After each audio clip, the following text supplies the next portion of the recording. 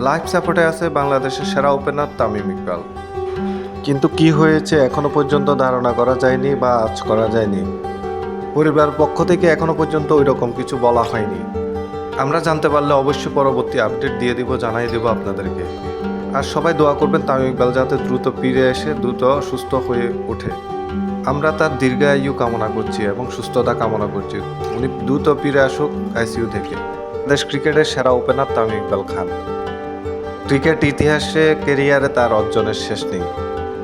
Test and ODI দুইটাই থেকে অবসর নিয়েছে তামিম ইকবাল খান।